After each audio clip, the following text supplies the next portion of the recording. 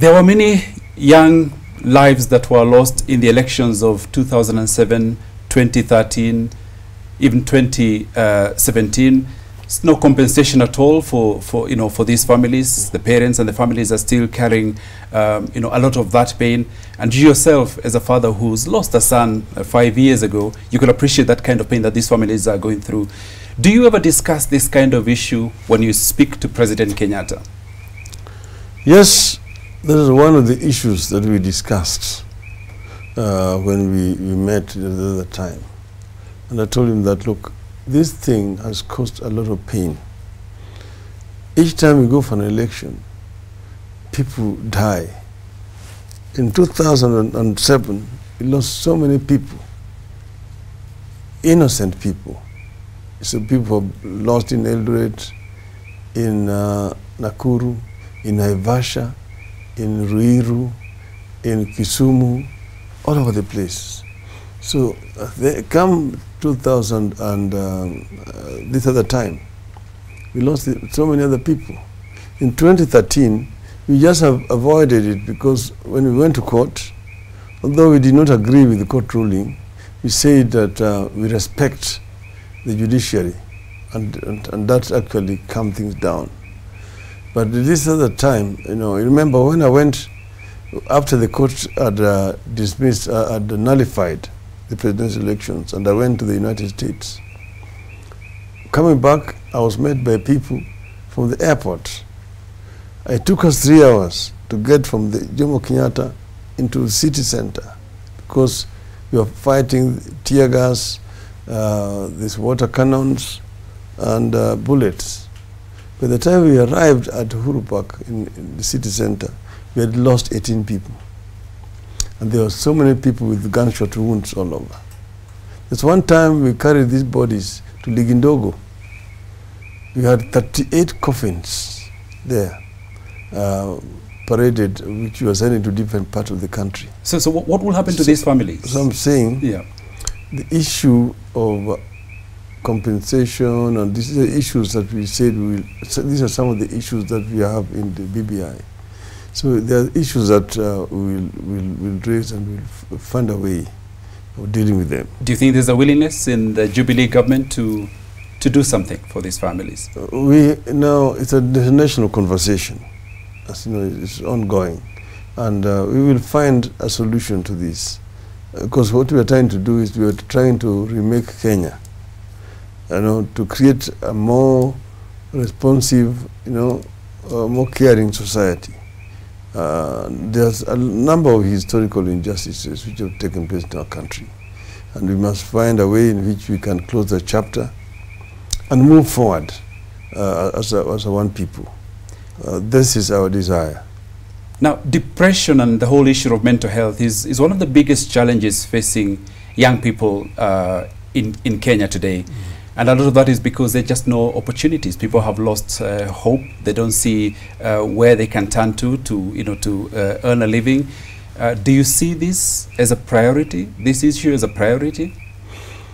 You see, what you're talking about, depression, is a consequence of, you should say, depression. I mean, lack of opportunities.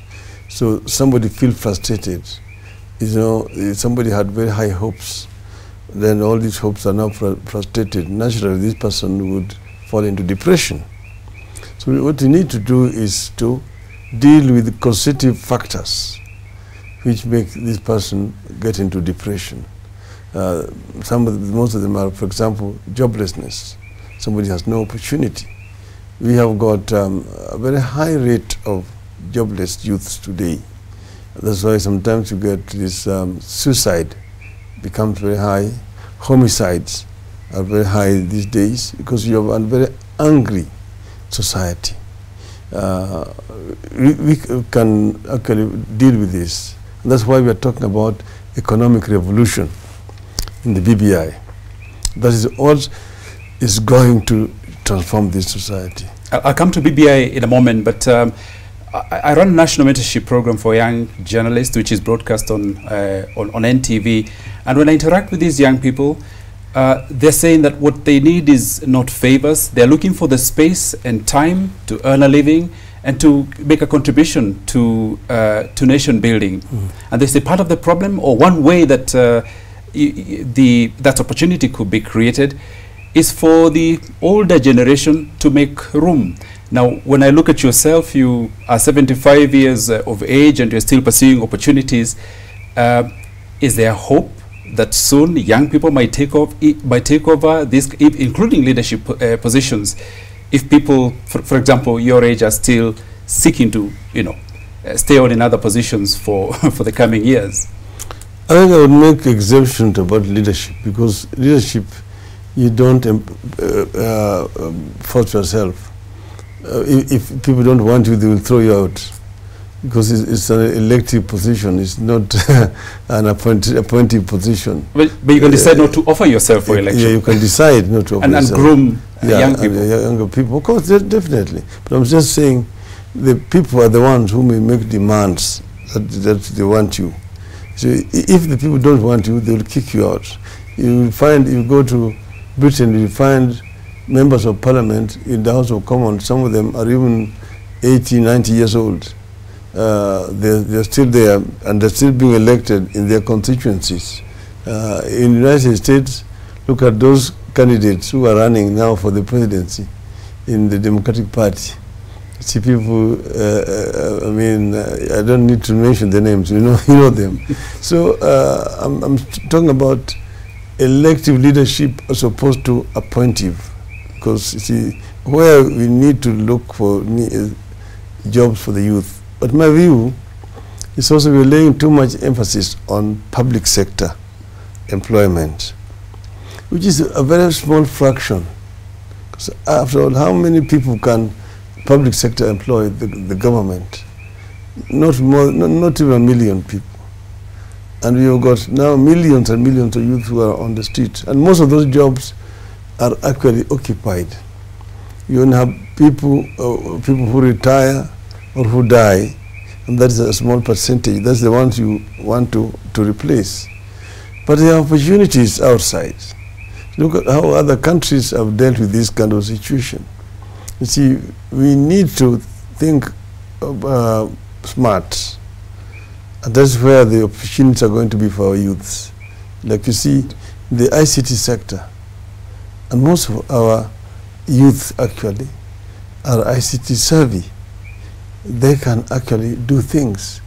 You just need to give them access. Call centers, web designs, and all these sort of things.